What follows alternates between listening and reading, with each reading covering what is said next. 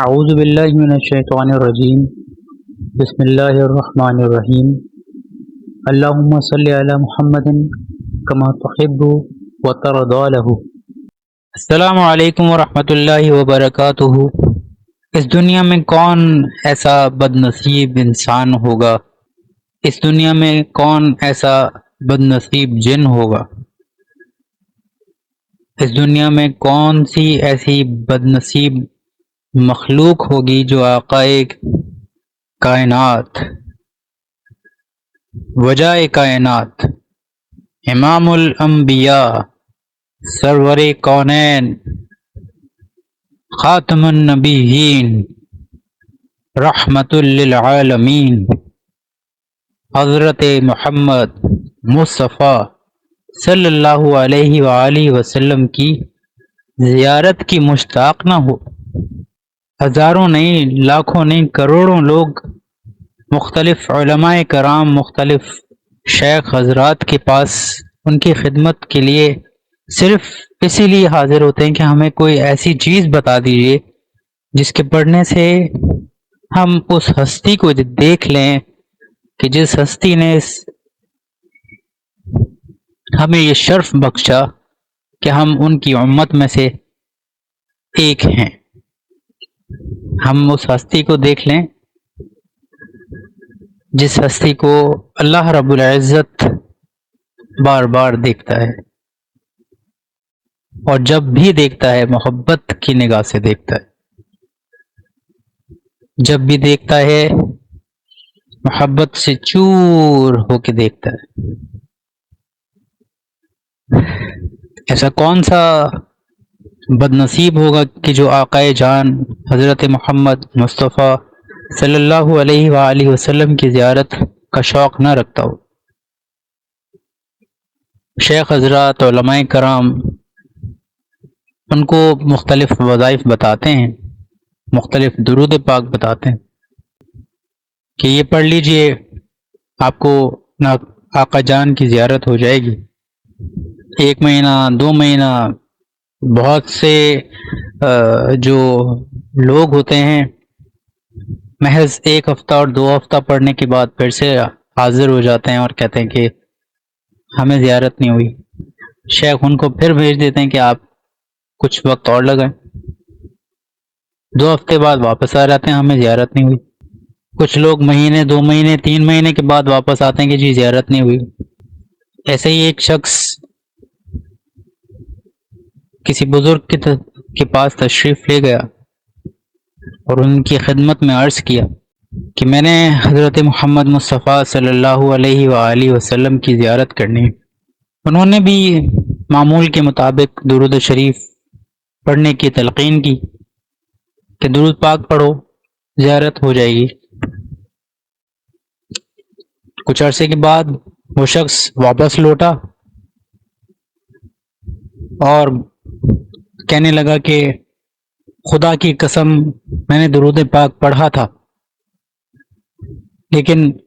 مجھے درود پاک پڑھنے سے نبی پاک صلی اللہ علیہ وآلہ وسلم کی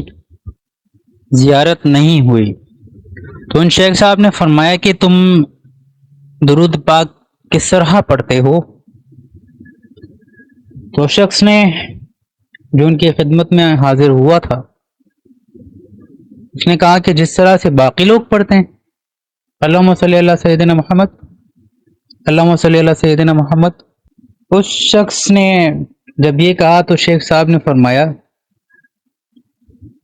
کہ جب بھی تم نبی پاک حضرت محمد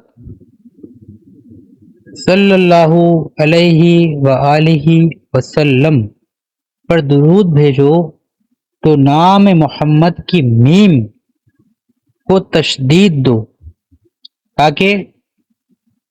وہ حرکتوں کے برابر، یعنی 2 حرکتوں کے برابر آئے، اور یہ اس میں تعظیم کے لیے ہے۔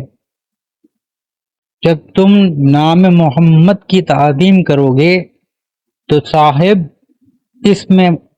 صلی اللہ علیہ وآلہ وسلم کو دیکھ پاؤ گے۔ اس نوجوان نے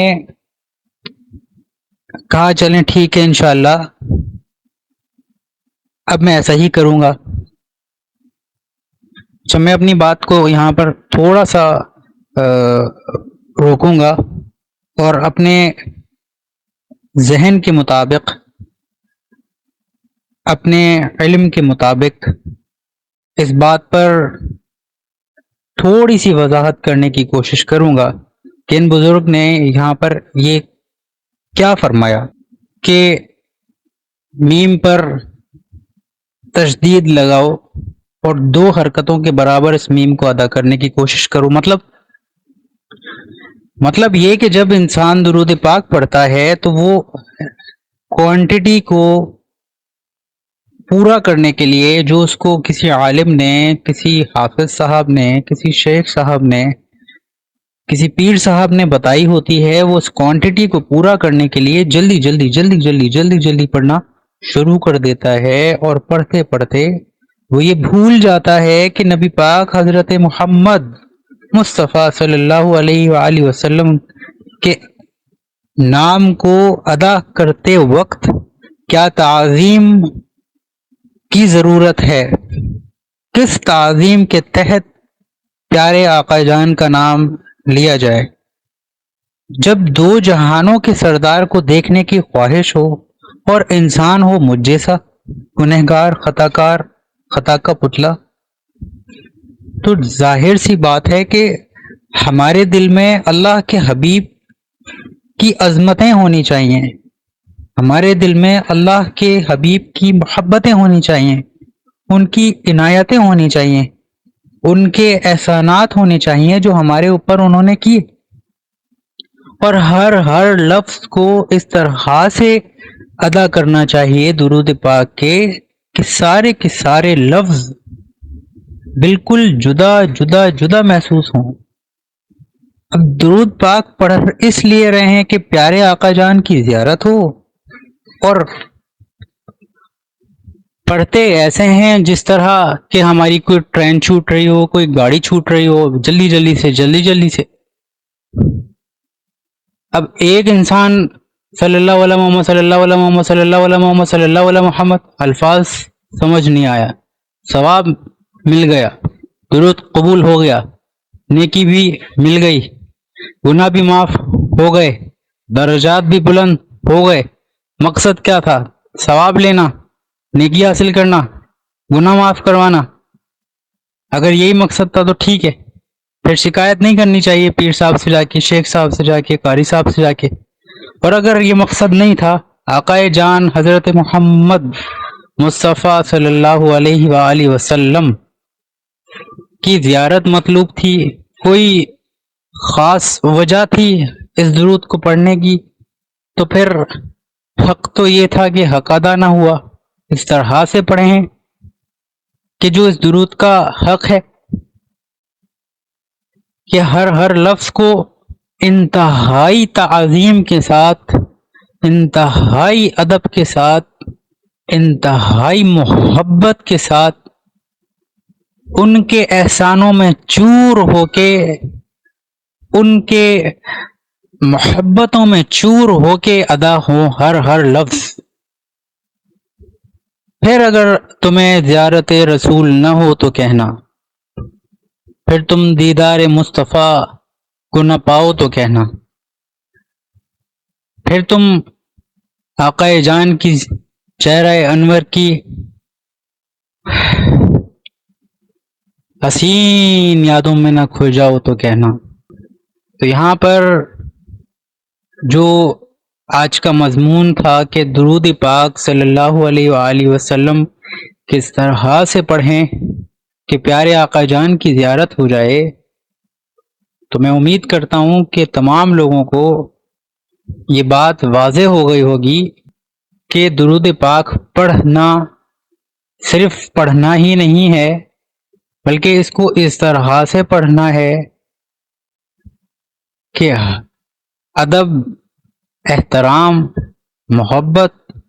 خلوص، اخلاق، تمام چیزیں ایک جگہ جمع ہو جائیں، تب آپ کا درود پاک اتنی زیادہ طاقت رکھے گا، اور وہاں جو فرشتہ نبی پاک حضرت محمد مصطفیٰ صلی اللہ علیہ وآلہ وسلم کے پاس آپ کا درود لے کر حاضر ہوتا ہے، وہ جو وہ پیش کرے گا پھولوں کی مانند خوشبوؤں سے بھرا وہ گلدستہ جو آپ نے پڑھا ہے، دراصل اس میں سے پھر خوشبوئیں نہیں نکل رہی ہوں گی، بلکہ اس گلدستے میں عقیدت ہوگی، محبت ہوگی، چاہ ہوگی، لگاؤ ہوگا، زیارت رسول کے آنسو ہوں گے، خواہش ہوگی، تڑپ ہوگی، جلن ہوگی۔ پھر آقا جان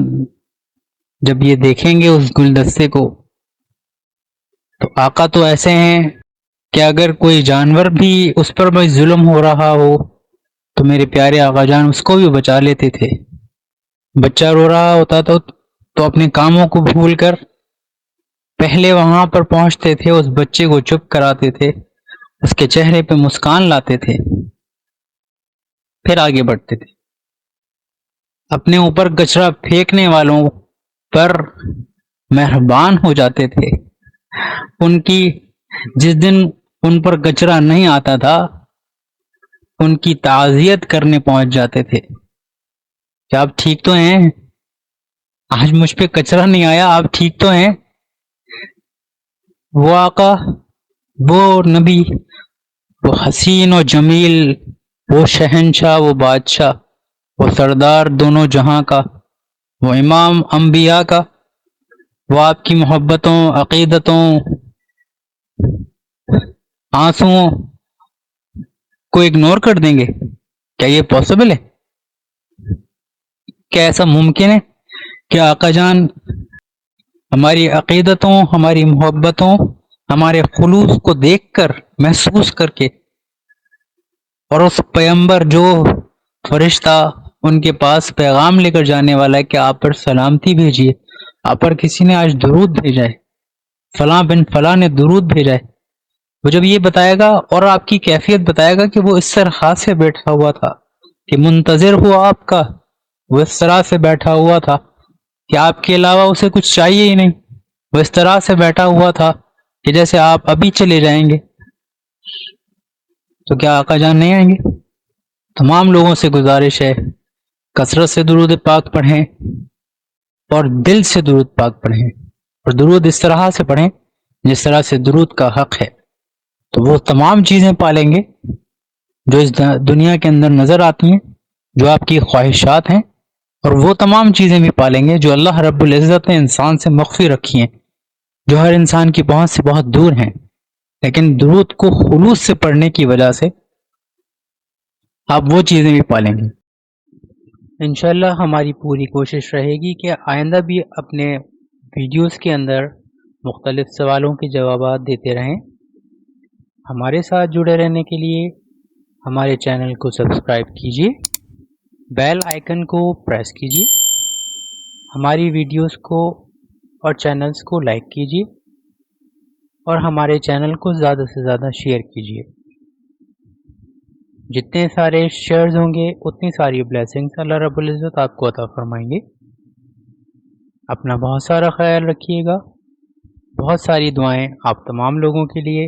السلام علیکم ورحمۃ اللہ وبرکاتہ۔